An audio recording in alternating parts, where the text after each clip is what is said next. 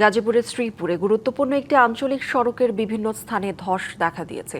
প্রায় ৯ কোটি টাকা ব্যয়ে নির্মিত রাস্তাটি বুঝিয়ে দেওয়া হয় মাত্র ২.৫ মাস আগে।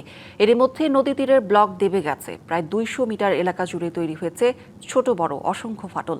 এতে উদ্বেগ ও ক্ষোভ জানিয়েছে স্থানীয়রা।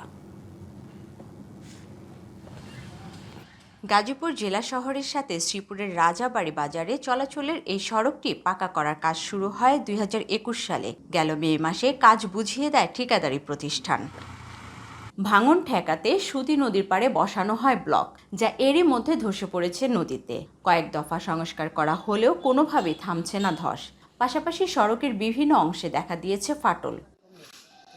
সামান্য বৃষ্টিতে নদীর পাড়ের ধস ও রাস্তার ফাটলে ক্ষোভ জানিয়েছে স্থানীয়রা। ত্রুটিপূর্ণ নকশা ও নিম্নমানের সামগ্রী ব্যবহারের অভিযোগ তাদের। কার্পেট গুলা বিছাই আর নিচে বালু বিছাই বালু দিব, সেইটারে তারা সরষা বুনাইছে এমনি এমনি সরষা বুনাই দিয়া তারপরে এইরকম রাস্তাটা খারাপ করে গেছে।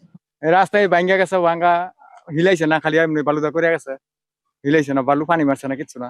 নগদ নিয়ে এলো হার না মানা হার অফার।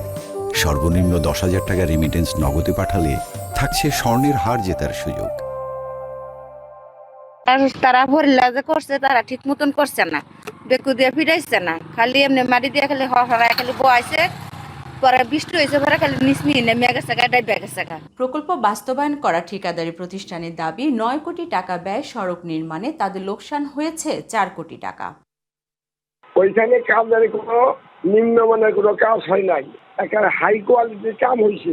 এখানে একদম কনসালটেন্টের টিম দাঁড়াই থাকে কাম করাইছে, ওই কাজ আবার ৪ কোটি টাকা লস হয়েছে। ক্ষতিগ্রস্ত সড়কটি পরিদর্শন করে স্থায়ী সমাধানে আশ্বাস দিয়েছেন স্থানীয় সরকার প্রতিমন্ত্রী। আমরা সয়েল টেস্ট করিয়েছি, প্রকল্প পরিচালক ইতিমধ্যেই বলেছে আগামী ২-১ দিনের মধ্যেই আমরা নতুন করে কাজটি শুরু করে এখন এমনভাবে নির্মাণ করা হবে যাতে গাড়ি চাপিয়ে যদি যায় বা ভারী যানবাহনও যদি চলাচল করে রাস্তাটি ভবিষ্যতে আর ক্ষতিগ্রস্ত হবে না। কাজের মান যাচাই করে স্থায়ী সমাধানের দাবি এলাকাবাসীর। Mahmuda Sikdar, DBC news, Gazipur.